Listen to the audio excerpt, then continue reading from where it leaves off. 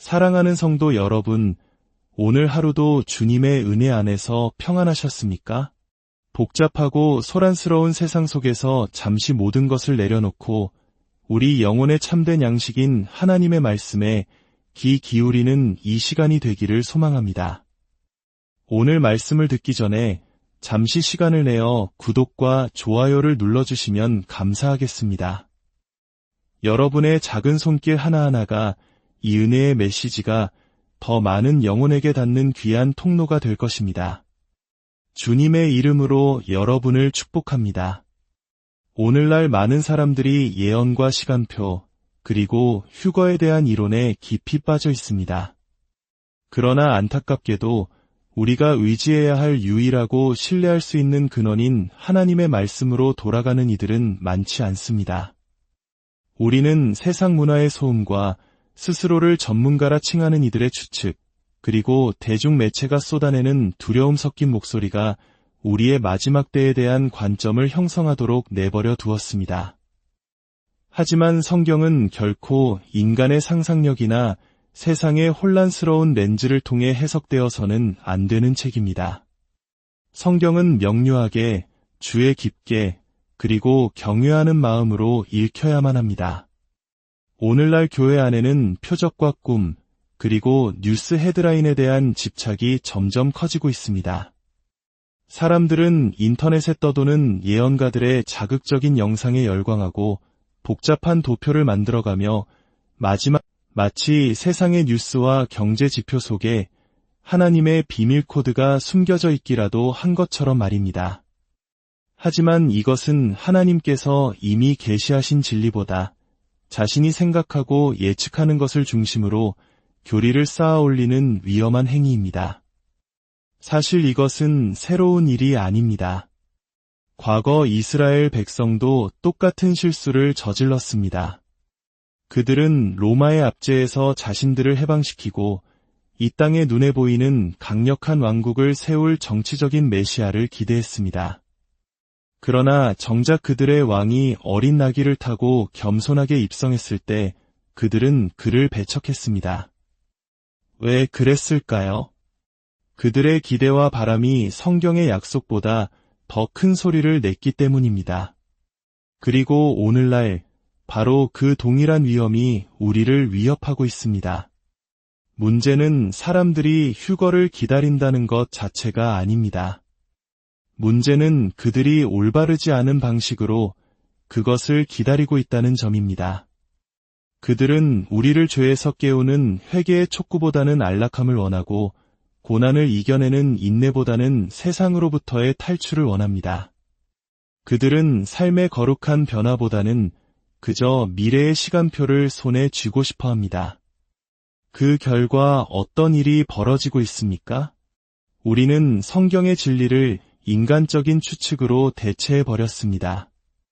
강단에서 선포되어야 할 거룩한 말씀이 영화의 소재가 되고 경외심으로 받아야 할 경고가 할리우드 스릴러 영화의 흥미거리로 전락했습니다. 이제 평범한 성도들은 요한계시록의 실제 본문보다 허구적인 환난 시나리오나 소설 속 이야기에 더 익숙해져 버렸습니다. 사랑하는 여러분, 성경은 그리스도의 재림에 대해 결코 침묵하지 않습니다. 그 메시지는 명확합니다. 하지만 그 메시지가 항상 우리를 편안하게 해주는 것은 아닙니다. 성경은 심판과 인내, 미혹과 박해, 그리고 어둠 속에서도 끝까지 견뎌야 할 필요성에 대해 분명히 말씀하고 있습니다. 그런데 우리가 성경 구절들을 입맛대로 골라내어 우리의 생각과 일치하는 세상의 사건에 억지로 꿰맞춘다면 우리는 하나님의 온전한 계획을 왜곡하는 죄를 범하게 됩니다. 우리에게는 우리의 두려움에 맞춰 하나님의 말씀을 조작할 권리가 없습니다. 우리는 말씀을 연구하고 그 앞에 복종하며 때로 그 말씀이 우리를 책망할지라도 순종하도록 부름받았습니다. 바울은 디모데에게 진리의 말씀을 올바르게 분별하라고 명했습니다. 여기에는 훈련과 겸손, 그리고 기꺼이 교정받으려는 의지가 필요합니다. 만약 여러분의 휴거에 대한 관점이 데살로니가전서나 마태복음 24장 혹은 요한계시록 19장의 말씀보다 꿈에서 본 것이나 소설에서 읽은 것에 더 크게 기반하고 있다면 여러분은 지금 매우 위험한 영적 영토에 서 있는 것입니다. 감정은 우리를 잠시 흔들 수 있지만 오직 진리만이 우리를 굳건히 붙들어 줄 수 있습니다. 지금 교회에 더 필요한 것은 추측이 아닙니다. 우리에게는 견고하고 건강한 교리가 필요합니다. 적그리스도가 누구일지에 대한 끝없는 추측이 아니라 그리스도 안에서 경건한 삶을 살아내는 것이 필요합니다. 또 다른 디데이 카운트다운이 아니라 하나님께 온전히 우리 자신을 드리는 헌신이 필요합니다. 지금은 음모론을 좇거나 혼란에 빠져 있을 때가 아닙니다. 지금은 성경을 펴고 회개하며 잠에서 깨어나 준비해야 할 때입니다. 우리가 상상하는 방식의 휴거가 아니라 하나님께서 말씀하신 방식의 휴거를 말입니다. 마지막 나팔이 울려 퍼질 때 인간의 모든 의견은 연기처럼 사라지겠지만 하나님의 진리만이 영원히 남을 것이기 때문입니다. 오늘날 교회 안에 퍼져 있는 가장 위험한 오해 중 하나는 휴거가 고통으로부터의 신성한 탈출구라는 믿음입니다. 사람들은 어떤 불편한 상황이 닥치기 전에 환난이나 박해, 그 어떤 어려움이 시작되기도 전에 예수님께서 갑자기 나타나 모든 것으로부터 자신들을 구출해 주실 것이라고 배워왔습니다. 그래서 많은 그리스도인들이 십자가를 지는 삶이 아닌 안락함과 편안함을 중심으로 신앙을 구축해왔습니다. 그들은 나팔 소리를 기다리면서도 정작 자신의 십자가는 지고 있지 않습니다. 하지만 우리가 성경을 펴고 예수님의 말씀에 진정으로 귀를 기울인다면 무엇을 발견하게 될까요? 요한복음 17장에서 예수님께서는 제자들을 위해 기도하시며 이렇게 말씀하지 않으셨습니다. 아버지, 저들을 세상에서 데려가 주십시오. 오히려 이렇게 기도하셨습니다. 내가 비옵는 것은 그들을 세상에서 데려가시기를 위함이 아니요 다만 악에 빠지지 않게 보전하시기를 위함이니이다. 이것은 결코 긴급 대피를 위한 기도가 아닙니다. 이것은 끝까지 견뎌낼 힘을 구하는 인내의 기도입니다. 그리스도께서는 그의 백성에게 환난을 면제해 주겠다고 약속하신 적이 없습니다. 오히려 그 환난을 통과하는 동안 그들을 굳건히 붙들어 주시겠다고 약속하셨습니다. 초대 교회 성도들은 고난으로부터의 구출을 기대하지 않았습니다. 그들은 그리스도를 위해 고난받는 것을 당연하게 여겼습니다. 사도행전을 읽어보십시오. 서신서들을 읽어보십시오. 요한계시록을 읽어보십시오. 그 믿음의 선배들은 감옥에 갇히고 매를 맞고 고문을 당하고 순교했습니다. 그들은 비밀스러운 구조 작전을 기다리지 않았습니다. 그들은 혼돈의 한가운데서도 믿음을 굳건히 지키기 위해 마음을 준비하고 있었습니다. 우리 한국 교회의 역사를 돌아보면 일제강점기와 6.25 전쟁이라는 잿더미 속에서도 우리 신앙의 선배들은 믿음을 지켰습니다. 그들은 안락한 피난처를 구하지 않았습니다.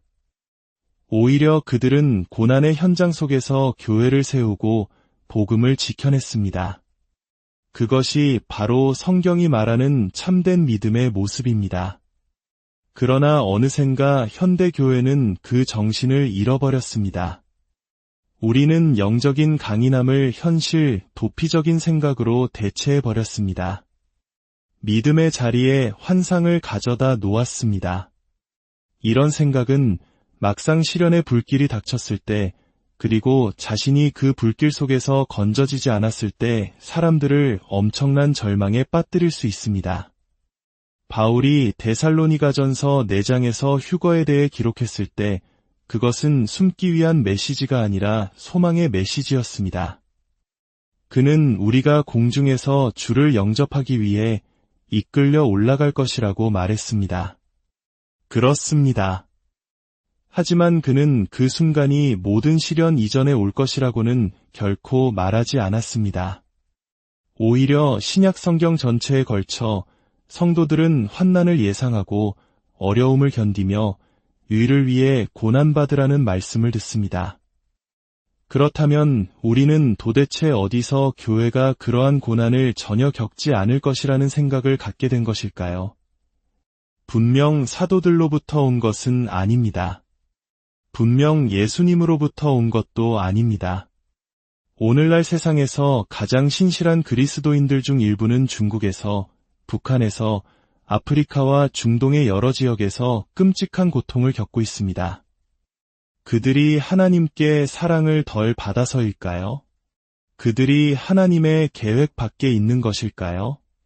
아닙니다.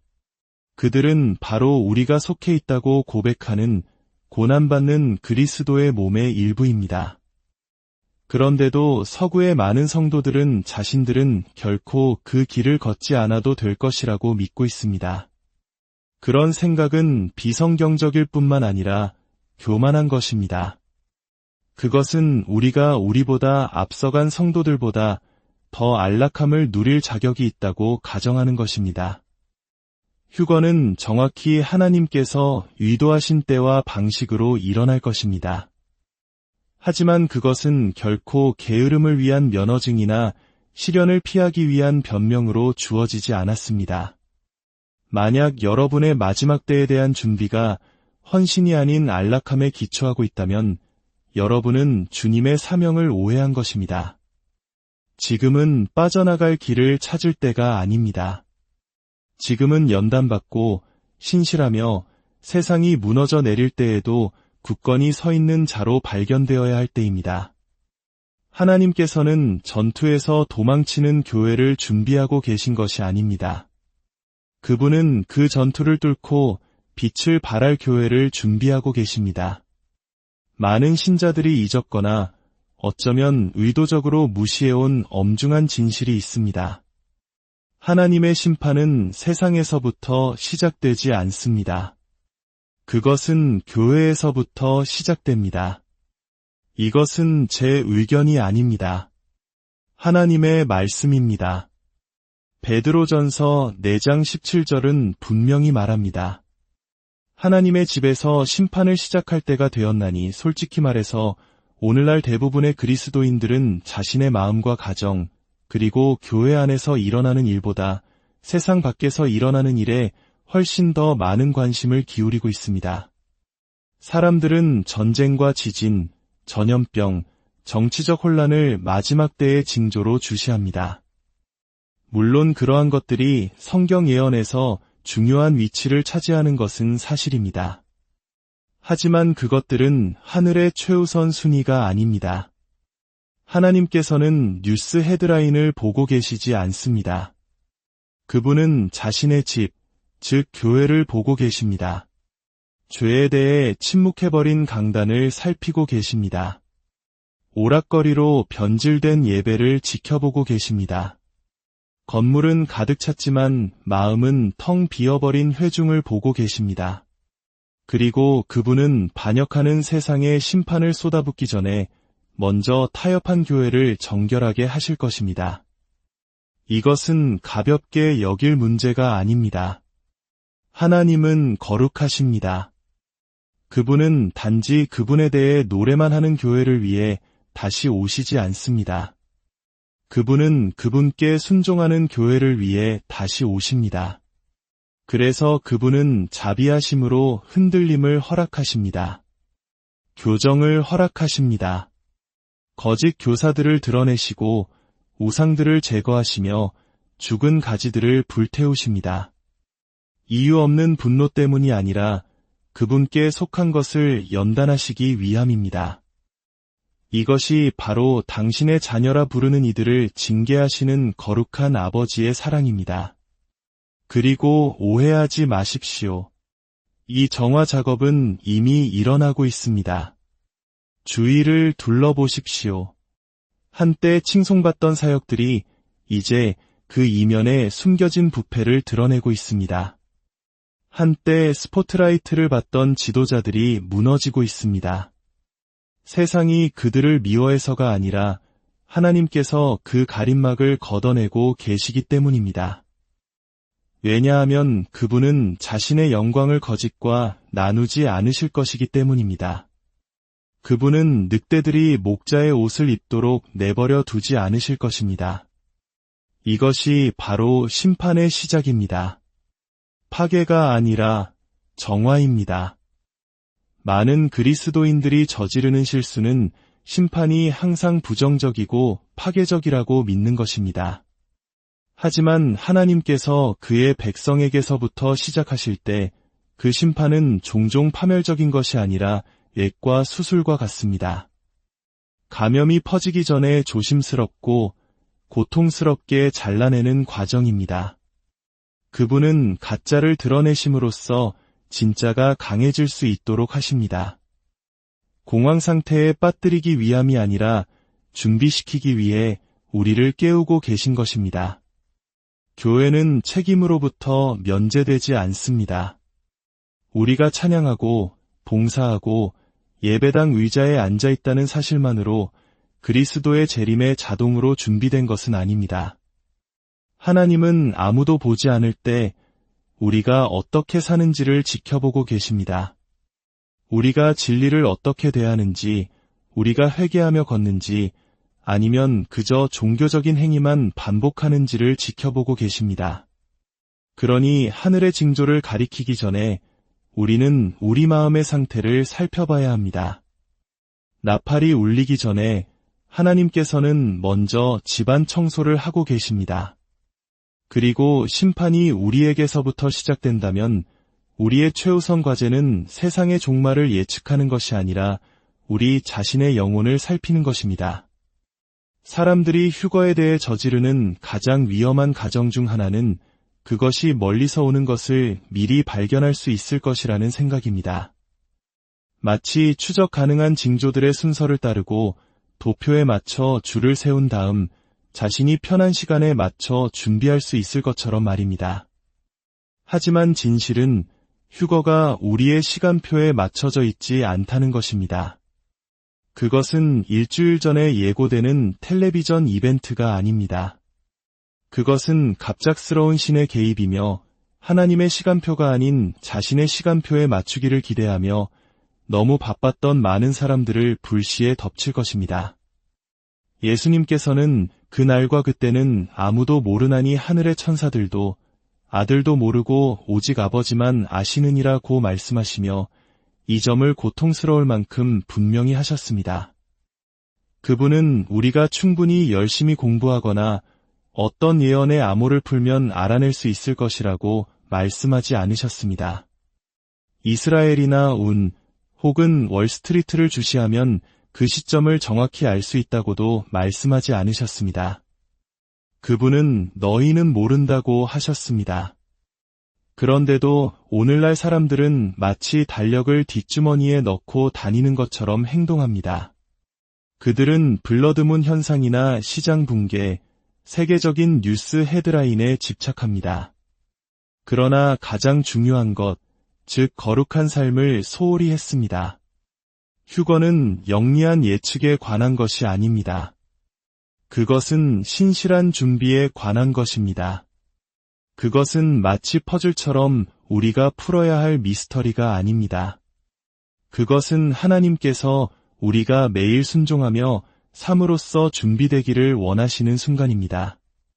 주님의 오심은 밤의 도둑과 같을 것이라고 했습니다. 도둑은 무엇을 합니까? 그는 미리 문자를 보내거나 초인종을 누르지 않습니다. 그는 예고 없이 갑자기 찾아옵니다. 예수님께서는 당신의 재림을 바로 그렇게 묘사하셨습니다.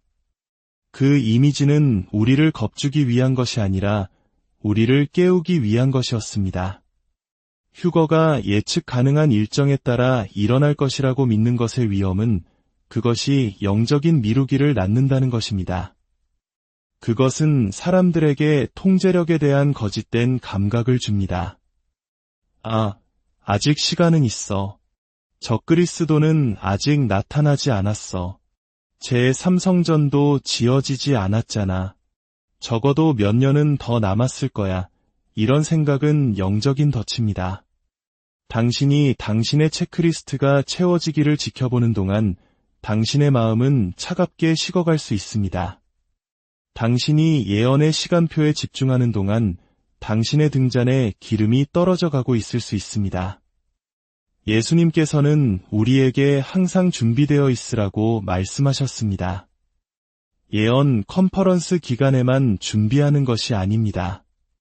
중동에서 전쟁이 발발했을 때만, 상황이 무서워질 때만 준비하는 것이 아니라 항상 준비되어 있어야 합니다.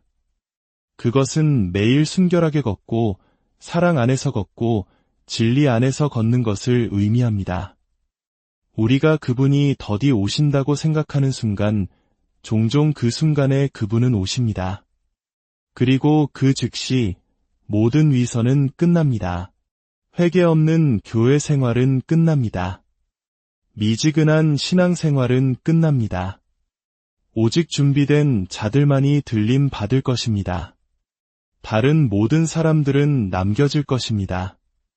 그들이 휴거가 일어날 것이라고 믿지 않아서가 아니라 그것이 바로 오늘 일어날 수 있다고는 믿지 않았기 때문입니다. 도둑을 대비하기 위해 그가 어느 날 밤에 나타날지 추측하지 않습니다. 매일 밤 경계를 늦추지 않습니다. 그러니 구원자의 일정을 짜려고 하지 마십시오. 이 메시지가 끝나기 전에도 그분이 오실 수 있는 것처럼 살기 시작하십시오. 그분이 오실 때 그것은 당신의 달력에 따라서가 아니라 그분의 영광에 따라서일 것입니다. 휴거에는 사람들이 거의 이야기하지 않는 측면이 있습니다. 모두가 기쁨과 축하, 구름 속에서의 재회에 초점을 맞추는 것을 좋아합니다. 그렇습니다. 진정한 신자에게는 그것이 영광스러울 것입니다. 그러나 예수님께서는 또한 당신의 오심이 단순히 위로의 순간이 아닐 것이라고 분명히 하셨습니다. 그것은 위대한 분리의 순간이 될 것입니다. 누가복음 12장에서 그분은 이 땅에 화평을 주러 온 것이 아니라 분쟁을 주러 왔다고 말씀하셨습니다. 밭에 있는 두 사람 중 하나는 데려감을 당하고 다른 하나는 버려둠을 당할 것입니다. 맷돌을 가는 두 여자 중 하나는 데려감을 당하고 다른 하나는 버려둠을 당할 것입니다. 이것은 단순한 시적 이미지가 아닙니다. 이것이 휴거의 현실입니다. 그것은 준비된 자와 준비되지 않은 자, 헌신한 자와 피상적인 자를 가르는 분계선입니다. 그리스도를 아는 자들에게는 소망의 성취가 될 것입니다. 그러나 그분에 대해 알기만 했던 자들에게는 상상할 수 없는 슬픔의 시작이 될 것입니다. 그 충격과 혼란을 생각해 보십시오. 한순간 모든 것이 정상적으로 보이다가 다음 순간 사랑하는 사람들이 사라집니다. 아이들이 사라지고 어떤 교회는 텅 비어버리는데 다른 교회는 자리에 그대로 앉아 무슨 일이 일어났는지 의아해합니다. 이것은 할리우드 소설이 아닙니다. 이것은 신성한 분리입니다. 그리고 그 일이 일어났을 때 아무도 그것에 대해 논쟁할 수 없을 것입니다. 소문도 이론도 아닐 것입니다. 그것은 순식간에 전달되는 부인할 수 없는 진실이 될 것입니다.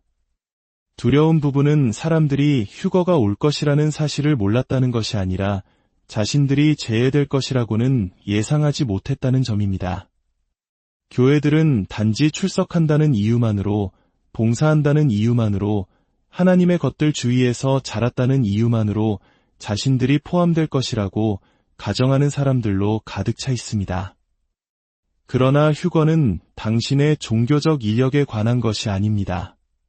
그것은 예수 그리스도와의 현재적인 관계에 관한 것입니다. 당신은 진정으로 거듭났습니까? 당신의 의지를 그분께 굴복시켰습니까? 당신은 거룩함 속에서 걷고 있습니까? 아니면 여전히 세상에 한 발을 담그고 살고 있습니까? 우리는 이 순간이 모든 사람에게 부드럽지 않을 것이라는 것을 이해해야 합니다. 남겨진 자들에게 슬픔을 가져다 줄 것입니다. 그들 중 일부는 자신이 준비되었다고 생각했던 사람들일 것입니다. 그것은 거짓 회심자, 가벼운 신자, 양다리를 걸친 자들을 드러낼 것입니다. 믿음에 대한 모든 공허한 고백을 드러낼 것이며 그 선은 영구적일 것입니다. 그 나팔 소리가 울리면 다시 할 기회도, 일시정지 버튼도, 바로잡을 두 번째 기회도 없습니다. 그래서 우리는 휴거를 대중적인 구출로 보는 것을 멈추고 그것을 신성한 시험으로 보기 시작해야 합니다.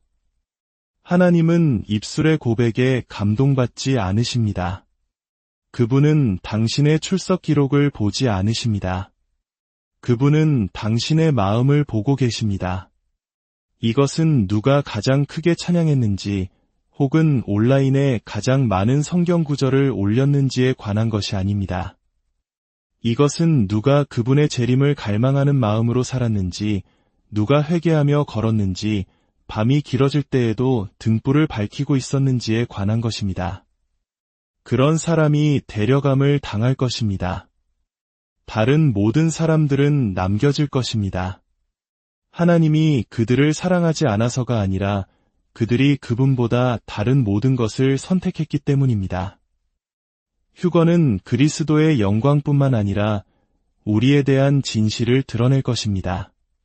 그리고 그 순간 모든 변명은 무너지고 모든 비밀은 드러날 것이며 모든 마음은 모든 것을 보시는 분 앞에 서게 될 것입니다. 오늘날 많은 신자들이 그리스도의 재림을 준비하는 방식에는 심각한 단절이 있습니다. 우리는 감정적인 흥분을 영적인 준비와 혼동해 왔습니다.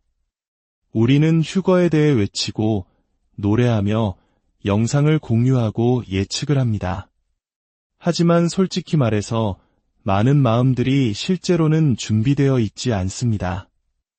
예수님의 오심에 감격하는 것과 그분에 의해 변화되는 것은 같지 않습니다. 성경은 흥분하는 자들은 복이 있나니 라고 말하지 않습니다.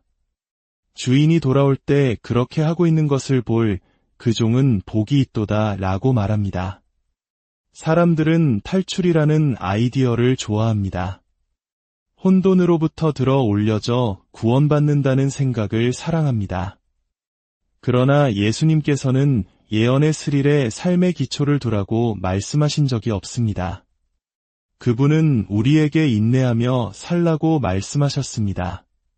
그것은 조용한 순간의 신실함, 아무도 보지 않을 때의 꾸준함, 대가를 치를 때의 순종을 의미합니다. 흥분은 시련이 오면 사라지지만 인내는 계속 나아갑니다. 흥분은 감정을 자극하지만 인내는 열매를 맺습니다. 예수님께서는 마태복음 25장에서 10처녀의 비유를 통해 우리에게 명확한 그림을 보여주셨습니다. 10처녀 모두 신랑을 기다리고 있었고 모두 등불을 가지고 있었습니다. 겉보기에는 모두 준비된 것처럼 보였습니다. 그러나 오직 5명만이 여분의 기름을 준비했습니다. 다른 5명은 준비된 것처럼 보이는 외면에 사로잡혔지만 가장 중요한 내면의 공급이 부족했습니다. 그리고 한밤중에 보라 신랑이로다 맞으러 나오라는 외침이 들렸을 때 오직 준비된 자들만이 잔치에 들어갔습니다. 나머지를 향해서는 문이 굳게 닫혔습니다. 그들이 신랑이 올 것을 믿지 않아서가 아니라 어느 순간에든 그 일이 일어날 것에 대비하지 않았기 때문입니다. 이것은 우리를 향한 경고입니다. 단지 기다리는 무리의 일부가 되는 것만으로는 충분하지 않습니다. 등불을 가지고 있는 것만으로도, 올바른 언어를 알고 올바른 구절을 인용하는 것만으로도, 심지어 올바른 종말론 신학을 가지고 있는 것만으로도 충분하지 않습니다. 기름이 없다면, 하나님과의 친밀함이 없다면, 순종과 거룩함이 없다면 그 순간이 왔을 때 우리는 준비되어 있지 않을 것입니다. 그리고 마지막 순간의 서두름으로는 그 무엇도 해결할 수 없을 것입니다. 문이 한번 닫히면 끝입니다. 이것이 바로 우리가 단지 기대하는 것이 아니라 인내하도록 우리 자신을 훈련해야 하는 이유입니다. 인내는 기도가 즉시 응답되지 않을 때 시험받습니다. 인내는 삶이 힘들고 하나님이 침묵하시는 것처럼 보일 때 세워집니다. 인내는 세상 문화가 당신의 믿음을 조롱할 때, 유혹이 문을 두드릴 때, 타협이 속삭일 때 형성됩니다. 그리고 바로 그 순간에 진정한 준비, 즉 하나님께서 보시고 상 주시는 종류의 준비가 이루어집니다. 흥분만 있고 실체가 없는 기독교 버전으로 우리 자신을 먹이는 것을 멈춰야 합니다. 휴거는 단지 목적지가 아닙니다. 그것은 헌신에 대한 시험입니다. 우리는 그분이 나타나실 때 부끄러워하지 않을 방식으로 살고 있습니까? 인기가 없을 때에도 진리 안에서 인내하고 있습니까? 우리는 깨어 일하며 기도하고 순종하며 소망하고 인내하고 있습니까? 결국 그리스도께서는 광란에 휩싸인 신부를 위해 다시 오시지 않습니다. 그분은 순결로 옷 입고 믿음으로 단장하며 인내에 닻을 내린 신부를 위해 다시 오십니다. 주님, 오늘 이 말씀을 듣는 모든 심령 위에 함께하여 주시옵소서. 세상의 소리에 흔들리지 않고 오직 주의 말씀 위에 굳게 서게 하소서. 마지막 때를 분별하는 지혜를 주시고 무엇보다 매일의 삶 속에서 주님과 동행하며 거룩함으로 준비되는 저희가 되게 하여 주시옵소서. 예수 그리스도의 이름으로 기도합니다. 아멘. 여러분의 삶과 가정 위에 하나님의